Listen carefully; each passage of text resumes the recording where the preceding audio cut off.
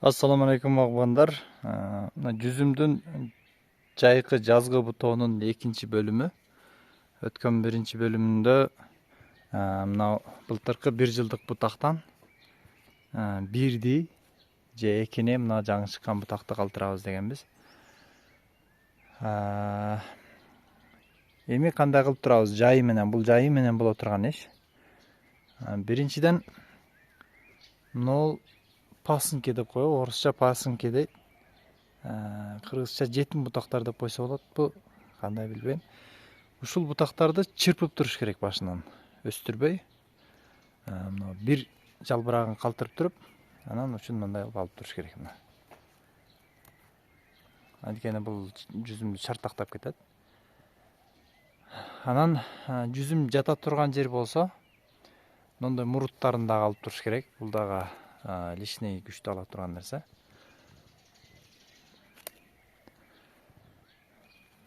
Мынакей мына пасынки. Андай кылып чымчып коесуздар. Шуну тез алып туруш керек. Себеби бул бат эле өсүп, бат эле чоңоюп кетет. Мынакей. Анан мына бул жүзүм. Бул буйруса чоңоюп жетилет. Бир аз чоңойгондон кийин биз дагы көрсөтөбүз.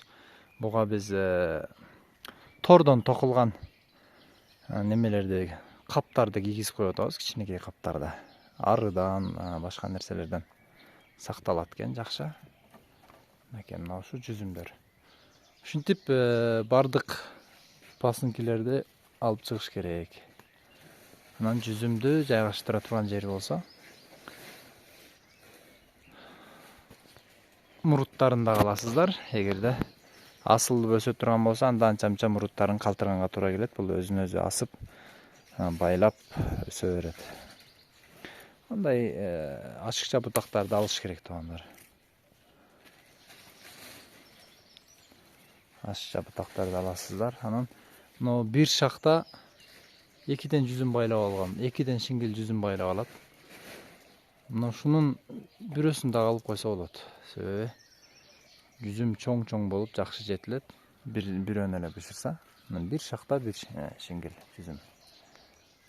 Быйыл жүзүмдүн байлашы жакшыбы? Кимде кандай опыттар болсо жазыңыздар, бөлүшүңүздөр. Бизде азын-алак опыт мына ушундай тажрыйба.